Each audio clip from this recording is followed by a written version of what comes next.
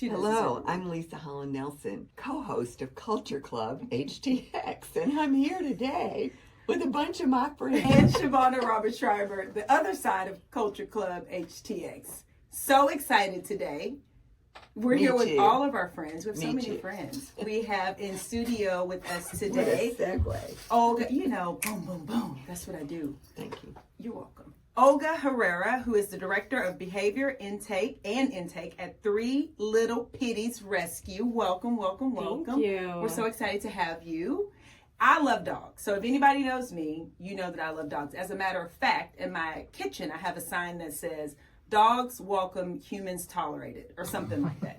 And I mean that. I kind of do mean that. Because dogs are, what are you doing? You absolutely do. I was proofing our new pages for our website. And on my bio, there's me. And her bio, there's two dogs. Yes. Right? No, Shavonnah, two pictures of dogs. They're my translators. So anyway, Olga, we're so excited to have you here. So tell us more about Three Little Pitties, the name I love. So tell us more about the rescue. How did you all come to be? What's the story? So Three Little Pitties started with three friends, and three friends got together. Houston is the worst city in the country for animal welfare, animal neglect.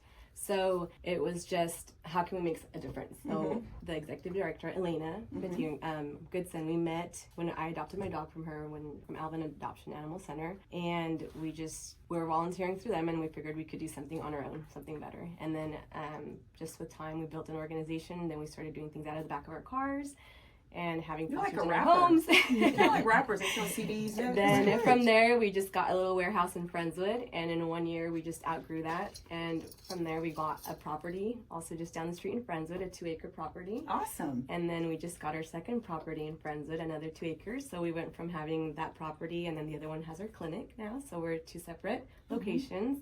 And we adopt out to the Pacific Northwest and British Columbia, Canada, and to the Northeast. So every 2 weeks, we send buses and vans with adopted animals straight to their homes from our facility or our foster homes.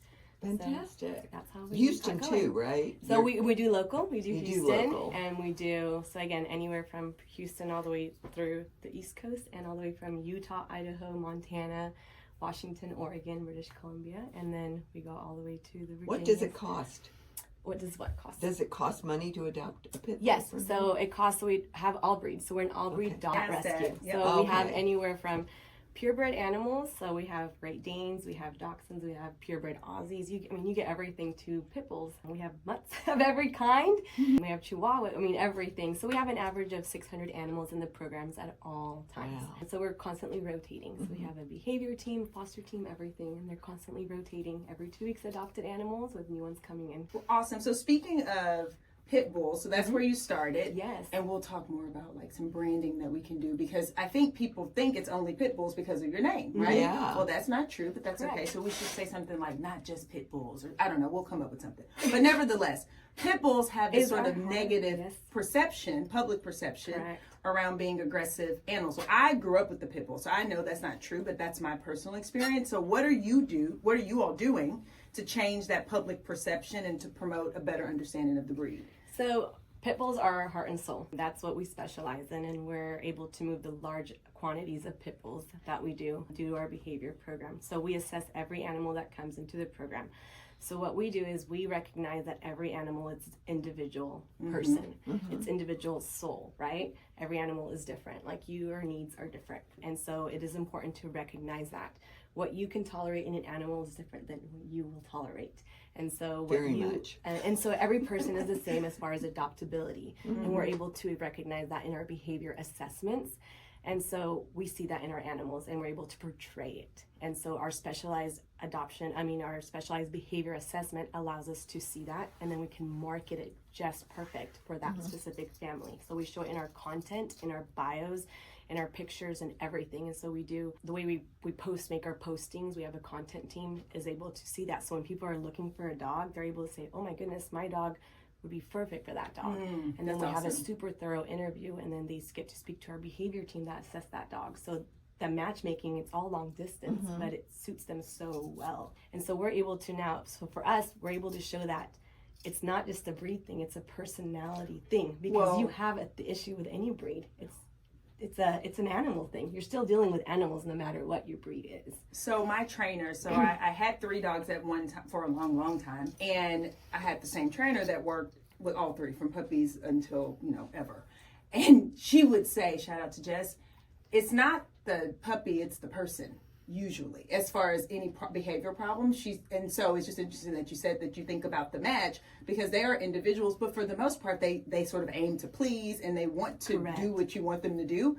But the people, see why I prefer puppies, are usually the ones that kind of get off track. And I also think it's really important to remember that there's puppyhood, then there's adolescence, and then you have your dog that finally found who it is. Mm-hmm. And it is those horrific years, which is 7 months to it can be up to the age of 2, where you're struggling. And just like your kid's a teenager, they start to test those boundaries, and it's like, am I going to put my foot down? But with animals, sometimes it's hard to understand what they're saying to you. So we get confused, and sometimes it's different because you get a growl, or it's challenging you as an individual. And so you're like, if you're not used to it, you don't know what's going on. Right. And so the dog starts to get a bit more leeway. And it can happen with any breed. Just like a healer, their job's to heal. It's in their innate nature. And some animals show that more. Right. And some are just like, I don't care, whatever. I'm not going to show these tendencies as much as other animals. But for us, we just try to focus on the traits that the animal's showing. And so we just write it down in their notes. So when we're portraying these behaviors, we write it and we show it on the videos for the families to see. So when we're adopting a dog out, we're just saying, hey, this is what this dog does. Does this meet your family's needs?